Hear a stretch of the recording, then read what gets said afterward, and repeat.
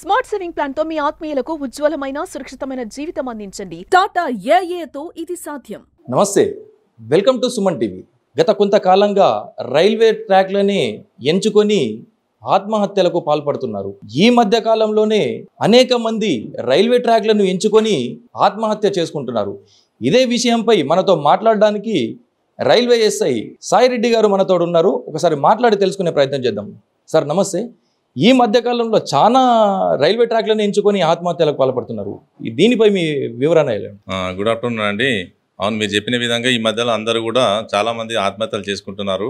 అంటే చిన్న చిన్న కారణాల వల్ల ఆత్మహత్య చేసుకుంటారు. కొంతమంది ఏమో తన ఆరోగ్యం బాగాలేకుండా ఆత్మహత్యలు చేసుకుంటున్నారు. కానీ వేరే వాళ్ళు కొంతమంది లేడీస్ జెంట్స్ కూడా వాళ్ళ ఇళ్లలో కొన్ని చిన్న చిన్న కారణాలు ఉంటున్నాయి. అవి అనవసరంగా తీసుకొని నెత్తి మీద తీసుకొని ఇక్కడికి వచ్చి ఆత్మహత్యలు చేసుకుంటున్నారు. అది కూడా గుర్తు తెలియని బ్రెయిన్కు ముందుకు వచ్చేసి ఆత్మహత్య చేసుకుంటున్నారు. మరి అదేవిధంగా మొన్న 14వ తారీఖు నాడు ఇక్కడ ఒక ట్రాన్స్జెండర్ కూడా 20 సంవత్సరాలు, ఆయన ఔరంగాబాదు, చాలా రోజుల నుంచి ఆయన నిజామాబాద్ వచ్చి షెల్టర్ తీసుకున్నాడు. మా ఆయనకు కూడా ఆరోగ్యం బాగాలేదని చెప్పేసి 14వ తారీఖు ఉదయం 3:30 మరి గుర్తు తెలియని ట్రైన్ కింద ఆత్మహత్య చేసుకొని చనిపోయాడు. వాళ్ళ పేరెంట్స్కు మరి ఇన్ఫర్మేషన్ ఇచ్చినాము. వాళ్ళ అక్క బావ వాళ్ళు ఈరోజు వచ్చారు, మరి హాస్పిటల్లో ఉన్నారు. ఇప్పుడు పిఎంఈ కాంటాక్ట్ చేసుకొని వాళ్ళకు హ్యాండ్ ఓవర్ చేస్తాం. ట్రైన్ దగ్గర ఆత్మహత్య చేసుకోవడానికి కారణం ఒకటి, ఇప్పుడు పాయిజన్ తీసుకుంటే కొద్దిగా ఇబ్బంది పడాల్సి వస్తుంది, కడుపు నొప్పి ఉంటుంది, హాస్పిటల్కి వెళ్ళాల్సి వస్తుంది, ట్రీట్మెంట్ ఉంటుంది. అదే హ్యాంగింగ్ చేస్తుంటే కూడా డైరెక్ట్ చనిపోయే అవకాశాలు లేవు. ట్రైన్ ఒకటి ఏంటంటే ఇమీడియట్లీ చనిపోయే అవకాశాలు ఎక్కువ ఉంటాయి. అది వాళ్ళు అనుకుంటారు ఇక ఖచ్చితంగా మేము చనిపోవాలన్న ఉద్దేశంతో ట్రైన్ ముందుకు వస్తారు. సడన్గా ఒకటేసారి 1 సెకండ్లో చనిపోయే అవకాశం ఉంటుంది కాబట్టి ట్రైన్ ఎంచుకుంటున్నారు వాళ్ళు.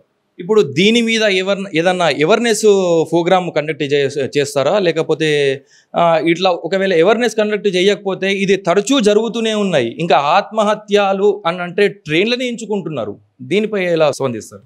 మేము అవేర్నెస్ ప్రోగ్రామ్ అనేది మేము ఓన్లీ ప్లాట్ఫామ్ మీద చేయగలుగుతాము. మాకు బయట చేయడానికి లేదు. మాకు ఏరియా ఓన్లీ ప్లాట్ఫామ్స్ ఉంటాయి. ఇప్పుడు కామారెడ్డి, ఆదిలాబాదు, బాసరా, బోధను ఈ ఏరియాలలో మేము వెళ్ళేసి అవేర్నెస్ ప్లాట్ఫామ్ మీద ఆర్గనైజ్ చేస్తాము. సైబర్ క్రైమ్ నుంచి కానీ ఈ ఆత్మహత్య నుంచి కానీ చేస్తారు.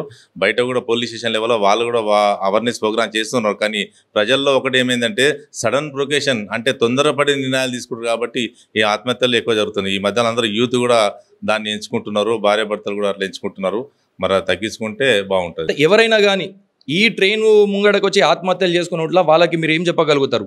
యూత్ కానీ వేరే పేరెంట్స్ కానీ ఎవరైనా సరే కొద్దిగా మీరు చనిపోయే ముందు ఆలోచించండి. యూత్ అయితే మీ తల్లిదండ్రులు మరి ఎంత కష్టపడి మిమ్మల్ని పైకి వచ్చి తీసుకొచ్చారు, ఎంత చదివించారు, ఎంత ఖర్చు పెట్టినది ఆలోచించండి యూత్ అయితే.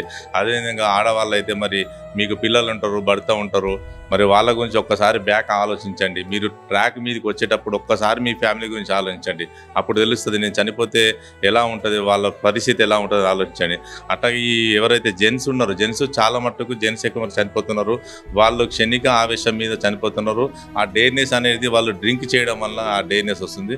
డ్రింక్ చేసి మరి ట్రాక్ పైకి వచ్చి చనిపోతున్నారు.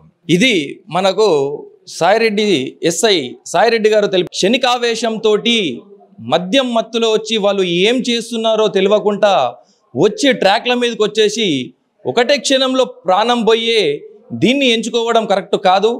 ఏదైనప్పటికీ ఒకసారి ఆలోచించాలి అని చెప్పేసి ఇటువంటి ప్రలోభాలకు గురి కావద్దని చెప్పేసి మనకు ఎస్ఐ సాయిరెడ్డి గారు తెలపడం జరిగింది.